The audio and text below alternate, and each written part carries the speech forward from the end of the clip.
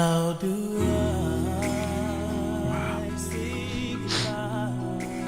God, I don't know if I'm gonna make it one more day, y'all. Y'all better hold me up in the prayer or something. Lord Jesus, baby Jesus, teenage. I need the full four: baby, teenage, adult Jesus, and resurrected Jesus. I need all four of y'all to come on down and just give us a hug, all of us, because I think, I don't know what's gonna happen. That's a great song. Yeah, that is. That's just. Hold on, Tito, get me some tissue.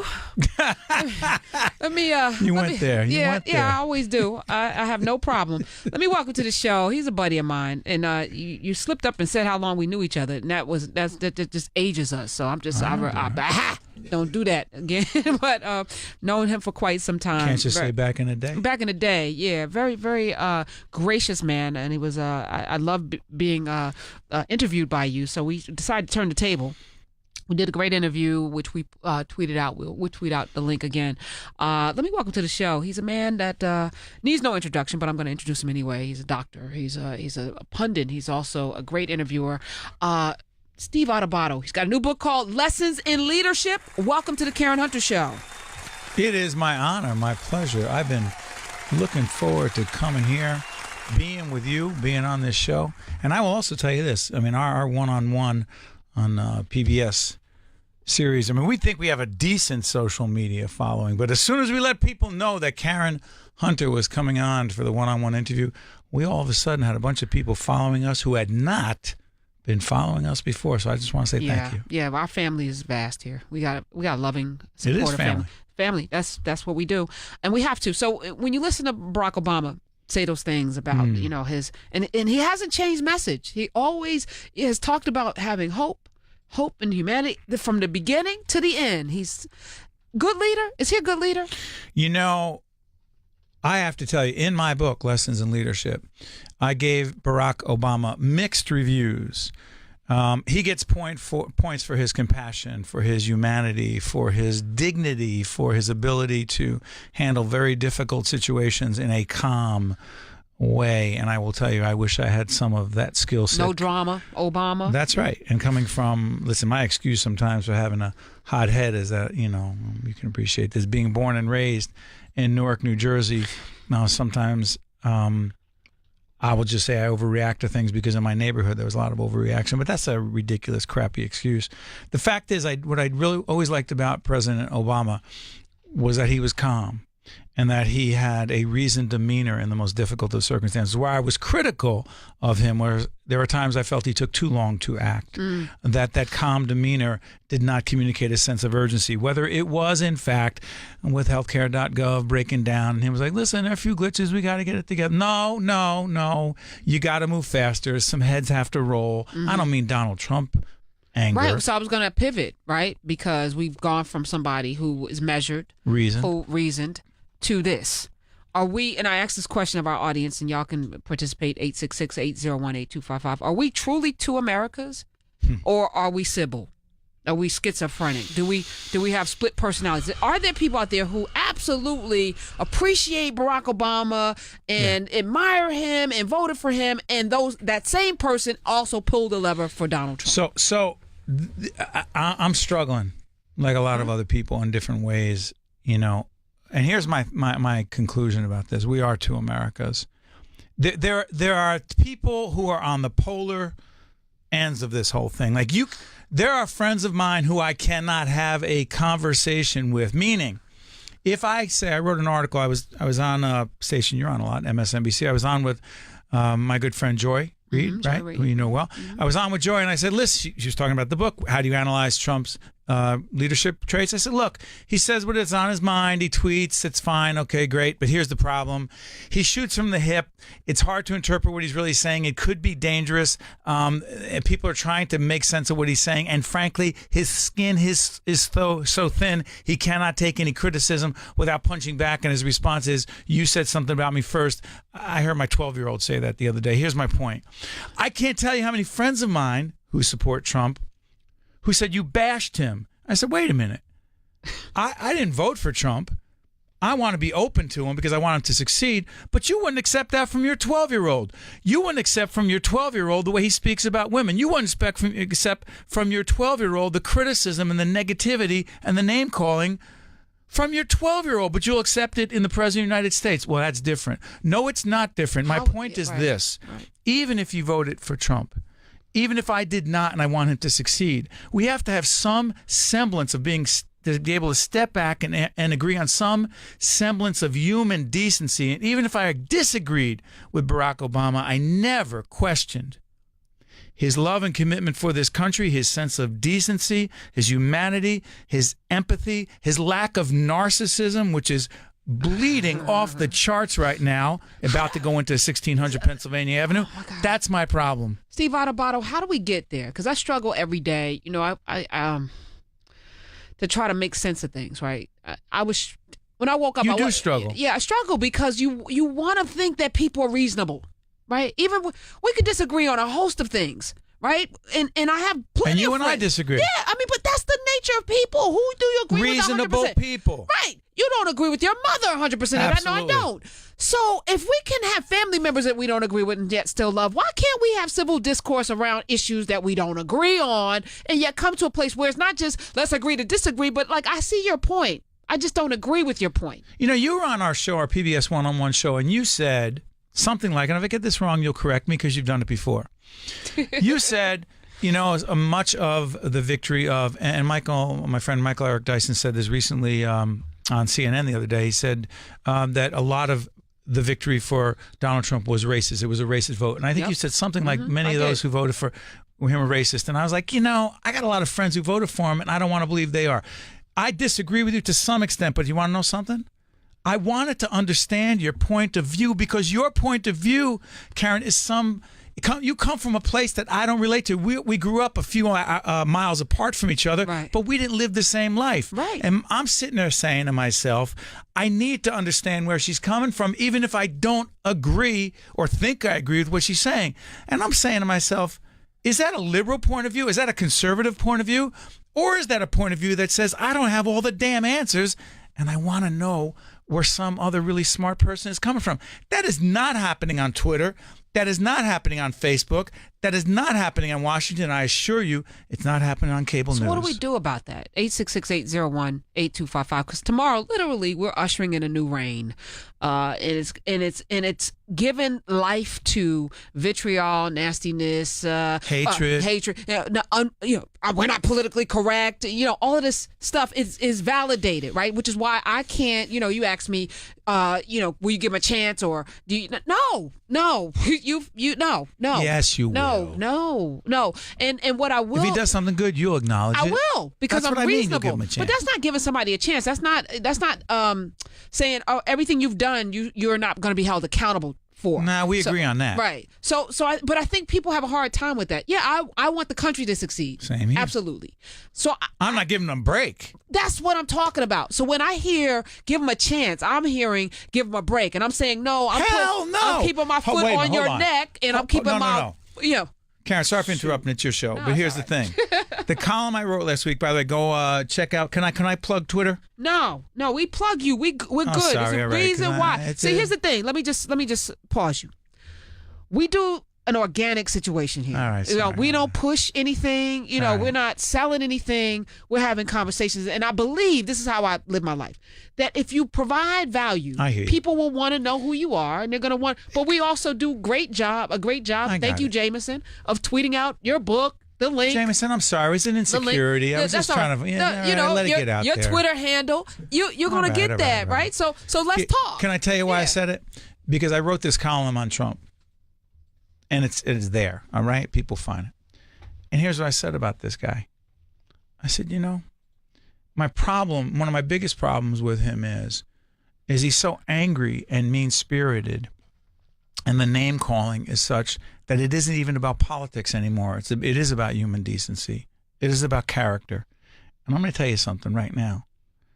I want to give him a chance, but I can't, and I wrote in the column, I can't overlook him mocking the New York Times reporter with a disability. I can't overlook because we have a 6-year-old daughter. I cannot, and there are other people who have daughters and women. Right. And I just said that. Right. I cannot, because I have a mother and I have a sister, and the point is, even if you don't, there's you. I can't overlook it because I have respect for women. I can't overlook the constant, disgusting, degrading comments and go, okay, can we start tabula rasa, blank slate? That's what I'm talking about. Right. I want him to succeed, but I will never overlook that stuff. So we need to be clear about that. You know, when John Lewis says, I can't come to the inauguration and I can't witness, bear witness. And I wrote in my column, he says, hey, you're all talk, no action. And I put out the picture, as millions of others did, of the Pettus Bridge and John Lewis walking over and getting his head cracked open. How dare you? You would never have the courage to do that. No, to do anything. So let's be honest about Trump today, since he's going to be president tomorrow, sworn in, put his hand on Lincoln's Bible. When I look at somebody like Trump, I see a person who grew up in privilege, right? And in Queens, Jamaica Estates, very nice neighborhood. His father was a wealthy guy who actually marched with the Klan to get those undesirables out. He may not have been a part of it, but he was there at a Klan rally and got arrested. So he's raised in a home that was, in a particular time in this country when things were the way they were racially. So he was raised under that backdrop, and his father was on the wrong side of that. He was a guy that wasn't particularly, in my opinion, very handsome, probably wasn't very good with the ladies. And because you're wealthy, and so I'm talking to somebody, I'm looking at you, Steve Adubato, somebody who's extremely handsome. I'm sorry, could you repeat? Extremely handsome, I remember you even in your younger days, suave, you didn't have a problem in this area. So when you're raised with the level of confidence that comes from within, instead of having to buy your way into confidence and having to use your money and influence to get the things that you want and get rewarded for your petulance. So he's done that for 60, 70 years of his life, been rewarded for being petulant, for being a bully, for being somebody who felt inside insecure and inadequate, but is able to buy women, buy influence, buy friends, buy, you know what I'm saying? And so now he did that all the way to the White House. There's never been a punishment for that behavior, ever. He was rewarded.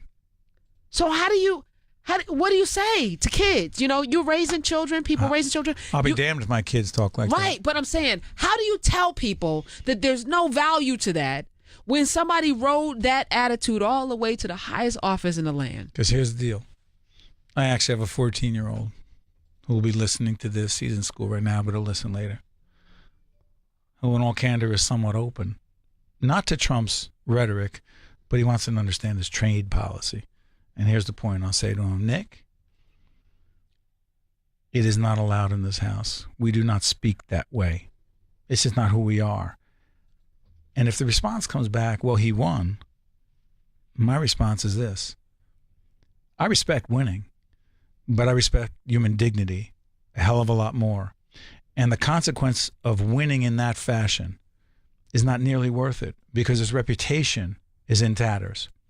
To destroy this country, to divide this country. And that doesn't mean there aren't people who believe in him. There are. But the question now becomes, when you do that, the ability to bring people together, or the inability to do that, when you say what you said about John Lewis. And yes, by the way, I disagree with John Lewis saying he's an illegitimate president because the popular vote is what it is, and we could disagree on that. That's fine. He was basing it on the Russian hacking, not necessarily. I got it. But here's why we disagree. Because it's over. Right. No. It's over. But here's my thing. John Lewis did not deserve a response. And here's what I said to my son, and I would say to every young person. If you win and you do those things and you win in the process after doing those degrading, disgusting things, you've won nothing. You have to live with yourself and look in the mirror. And if that doesn't get it done and people say it doesn't matter, I won anyway. Right. Then I guess we failed, but I'm not going to ever give up that fight. I appreciate that. I mean, in your book, you have a chapter that great leaders sometimes piss people off. And you quote Colin Powell, right? That's right. You quote him on that. And I immediately thought about Trump. Different piss off. I know, because did you write this before? I had to write this in the summer. Mm-hmm. Let me tell you something. When I wrote this book, and you saw this, I don't know if you saw the section on Trump, I said he is so ill-equipped to be president of the United States. I've never seen a public person be less equipped. I also was quite critical of Hillary Clinton because I thought she was quite dishonest. Right. But here's the thing, but they're not moral equivalents. Here's my point. Here's what I said about Colin Powell, he said sometimes you have to make tough decisions as a leader. And if you make a tough decision, because I think that Karen deserves to be the president of the company, and one of your people wanted to be the president, and they're pissed off at me because I made you the president and they thought they should be, then let them be pissed off at me because I made the right decision making you president. That is a decision based on my best judgment as to what is best for the company. Trump pisses people off by being mean-spirited and name-calling. That is not strategic pissing people off. Right. You reference a guy that was just way too nice and wasted time and just trying to be liked. We're gonna get a little bit into this lessons in leadership because I think I'm calling on everybody in my audience to be leaders. We don't have the opportunity to sit on the sideline. We don't have the opportunity to sit back and wait for somebody to come in and do the job. And I think that's been part of our problem. We wanted a savior. We wanted somebody to come in and fix our problems, but the problems that need fixing, it's up to us to fix. And Lessons in Leadership is a great blueprint for how to get it done. You start off with some great quotes that I think are so inspiring. And we're going to get into the meat a little bit because I know you have to run. And we also have a Buddhist priest coming in because I felt like we needed some spiritual healing. Timing's right. It really is. I'm like, please come help us. Steve Adubato, will you stick around? Because some people want to talk to you as well. I'd love to. I'd be honored to. All right. Our number is 866-801-8255. That is the number.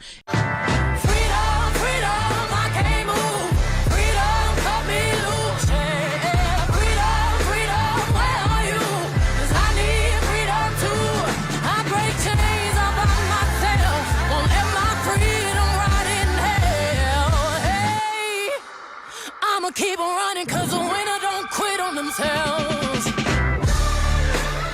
Welcome back to the hottest show in the galaxy. This is the Karen Hunter Show, and we are live here on SiriusXM Urban View, channel 126, every Monday through Friday, 3 p. East. You can also follow us on the Twitters at Karen Hunter, at SXM Urban View, at Steve Adubato, Adubato. Follow him. Follow him. He's back. He's with us. I was thinking about a bunch of stuff during the break. We were, of course, talking, taking pictures and stuff.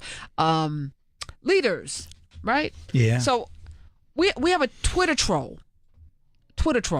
as president of the United States. He likes it. Yeah. He likes it. He's obsessed. Yeah. But Hey. you talk about it, yeah. And again, you mentioned in this book, Lessons in Leadership, that he's the most illegitimate person to be in this position, and yet he's president of the United States of America. How do we combat this? Okay, so listen, I tweet too. You tweet. Lots of people tweet. Here's the danger. Presidents, great leaders, but the leader of the free world needs to be a disciplined leader, a leader that communicates when he or she thinks through what the message is, why they're communicating, do it in a strategic way. What am I trying to accomplish? What are the implications? Trump tweets because in that moment he watches Alec Baldwin on Saturday Night Live and says, he sucks, I need to say so. He tweets because Meryl Streep does what she does in the Golden Globes.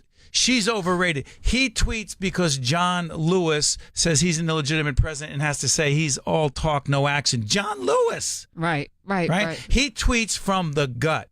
Now, for some dude on the street, for Steve Adubato, commentator, do what I do, all right, we're public people, but the stakes are not nearly as high. Actually, Steve Adubato couldn't tweet like that. I won't tweet like that. Right, because Steve Adubato is a grown-ass man. Thank you. He's an adult. Thank you. Who's mature.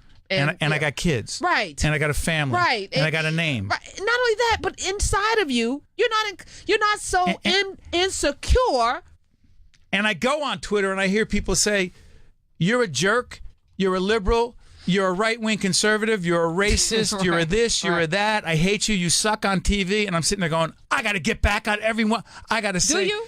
Hell no, I don't. Okay. Why? Because who you are. That is not what.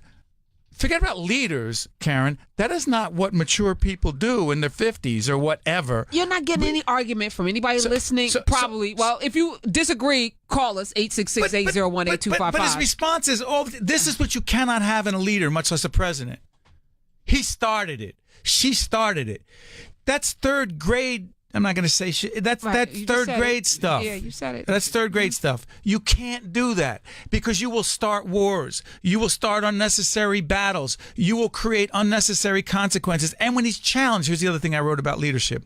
Great leaders accept responsibility when things go wrong. When things go wrong on Trump's watch, he looks at everybody around that he can blame, and he never looks in the mirror. He gave a fake-ass apology. At some point during the campaign, he was forced, and he said, I guess I'm supposed to apologize for a bunch of stuff. I'm not naming anything. Right. But I'm going to give, like, I'm Catholic. A blanket, right. Catholic. General absolution. Right.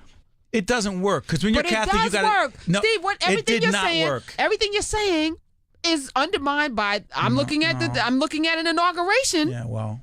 So it's all so how do credibility. we reconcile? How do we reconcile with that? How do we reconcile with he needs to continue to be right? challenged. Oh, that's what respectfully. I'm looking. Okay. So respectfully challenged. What does that look like in your world? Okay, here's the deal. Mr. Trump, your taxes, we need to understand what your taxes are, and here's why. And we cannot back off. Here's why. Not because we're nosy, not because we want to snoop, but because we need to understand what your business relationships are, because you have a unique relationship with Vladimir Putin and Russia. And we need to understand what your business relationships are there so that we can objectively analyze what you are doing as the leader of this country as it relates to Russia. And you cannot and will not be able to tell us we're just horrible media people who can't be trusted. You may, and by the way, the public, some may applaud. We need to allow ourselves to be hated by the public and still ask the question. When you say we, you mean journalists? All of When us. you say we, you mean we the people? Everybody. Journalists need to do it first. Let me tell you something. When Jim Acosta from CNN asked that question, right, and got the BuzzFeed garbage that happened, because BuzzFeed was not CNN and CNN wasn't BuzzFeed, and he conflated the two, and he said, I'm going to answer your question because you're fake news. Here's the irony. The irony was those other media people, if they had any guts, should have said, we are not going to ask you another question until you answer Jim Acosta's question. That's exactly what we said on the show. But they're not Cowards. together. They're not together. Well, they don't stand for anything. 866-801-8255. Other than getting a question asked. Exactly. We got 10 times Trump spread fake news. We'll give that later. 866-801-8255. Steve Adubato's in the house. He wrote a great book called Lessons in Leadership. If you know anything about leadership, everything we're watching right now is undermined. The book, everything you talk about in this book, I'm looking at something the total opposite, and he's president. But we are going to be vigilant. #resist is our mantra for the whole entire Trump presidency. But let's go to the phones. 866-801-8255. You take a couple of calls? I'd love to. Right. Let's go to William in Chicago. You're on with Steve Adubato. Oh, hi, Karen Hunter. Finally, this is not my first time calling, my first time getting through. How are you? Hey, William. We're good. Hey, my only comment I wanted to make, Karen, is I was listening to Steve talk about Donald Trump versus Hillary Clinton, and what he said was he wasn't agreeing with Hillary Clinton because she wasn't honest. And I can understand him saying that, but what I don't understand is why is it she's always dishonest? Trump is more dishonest than she was. They never say that. Okay, well, I'll make it clear. I had a higher standard for Hillary Clinton and her honesty because I did not expect much from Donald Trump. I am not making a moral equivalent argument. Okay. I'm just sitting there saying this. She did not handle the email situation well. She did not handle a whole bunch of situations. And I'm going to tell you, what I perceive to be an imperious attitude and not a degree of humility hurt her. It was a lack of candor and honesty and a misjudgment as to what people were feeling, and she did not feel it and touch it. And the other thing about leadership that she missed, she lacked a sense of empathy and compassion for people who were suffering in this country. That was not a racist thing, in my opinion.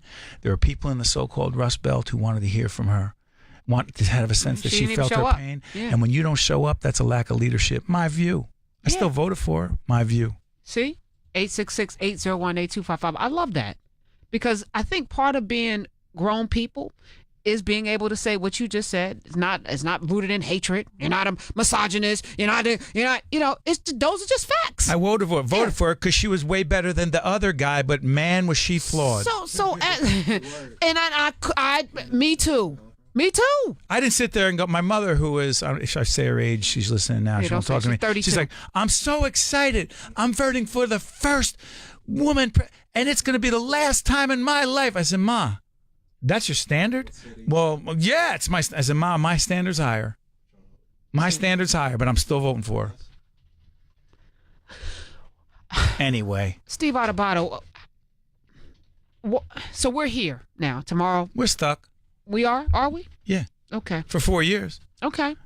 And saying he's not the president or she won the popular was a waste of time. It is. Challenge him, What do you feel about the march? The march, is that good? Is that viable? Is that valuable? Depends upon what happens. Okay. All right. Well, we're going to stay tuned to that. Let's take a couple more calls. 866-801-8255. Lessons in Leadership is the book. Steve Adubato is the man. Dr. Steve Adubato. What's your PhD in? That makes you laugh. You remember about that dissertation? No. Trust me, it took me 7 years. Rutgers University. I tell my kids it's Ivy League. They go, no, it's not. You didn't get into Princeton. It's Rutgers. It's right. It's mass media and political science. Right. Close enough. A lot of it's psychology, though. Trust me. I know that's true. But I don't practice without a license. Kashia in New Jersey, you're on with Dr. Steve Adubato. Hi, Kashia. Hi, good afternoon, Karen. Good afternoon, Dr. Steve Adubato. How are you? I'm doing great. Great to speak with you. Great. I was just listening, and long-time listener, and, of course, first-time caller. And I was just thinking about, I'm going to have to toot Steve's horn for him because he's so humble. But he runs an excellent program that basically runs in like the urban area for high school students, and it teaches them empathy and sympathy. It teaches them about building and navigating relationship amongst their peers, their community, and, becoming great leaders and basically about being the change that they wish to see in the world. So I think moving forward, maybe we can get Donald Trump maybe to come to a couple of classes and have these students actually, demonstrate on how he needs to be as a leader, to be empathetic to others, to be sympathetic, to be a listener, how to build relationships, not just in your own school, but in your community, and therefore to go out and become great leaders. And he's running a very excellent program. And, he may not say it, but I can say it's a very good program. We're going to get into it because his dad actually started some schools, and so, his legacy. But that's my cousin, Kashia. That's your cousin? No. We are family here. You are Italian. Yeah, it is. Well, Sicily. Yeah, I know. So, I'm just saying. Global majority. So here's the thing. We just started a program about 18 years ago called Stand and Deliver. It's leadership and communication development for inner city kids. And it's a Newark thing, and we help inner city kids. And I just hope the president-elect can appreciate and understand and empathize with the challenges that some of those young men and women face. But you don't just do that with the kids. You go out and you coach people. We do you our coach thing. Bankers. You go out. Why? Yeah, why I make money doing that, and we do the other thing for charity. Yeah, but you got to fund your passion. Oh yeah. So how did you get it? Why do you decide to do this? Because I'm born and raised in Newark, New Jersey, and my heart is in what everyone knows as Brick City, Newark, and my father started charter schools in Newark, and he was an educator. My sisters are educators, and bottom line is this. I saw too many kids in Newark not having opportunities to learn to speak in public and engage other people and learn to listen and learn to be interviewed in a job. Right. And I thought, wait a minute, I'm getting paid damn good money in corporate America to coach and train other people. Why not take that program, create a not-for-profit for inner city? Give me some. We got a Buddhist priest, and this is what we're doing on the show. Just so you know, we're going to be doing a course with our Buddhist priest every month, teaching empathy and all of the things that you do every single day. And I think this is a great baton handoff between you and the Buddhist priest, because you're not a Buddhist, but we all should have that commitment. We try. We all should have that commitment, and I want you to start coming back here and start talking about your program next time. I know you're here to talk about your book, but I'm here to be with you. Oh, I'm not good with stuff like that, Steve. Don't do that to me on the air. I'm gonna take one more call just to get the heat off of me. Let me go to Cali. Tammy in California. Welcome. Hey, Karen, how are you? Love your show. Listen every day. Thank you. Hi, Tammy.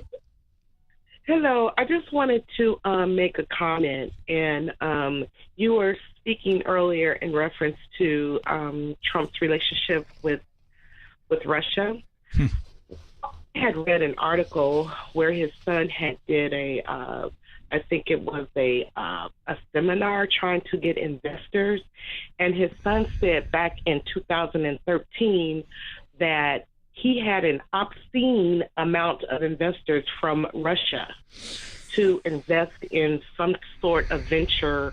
Trump himself in whatever I think they were going to build some hotel or some sort of development over in Russia.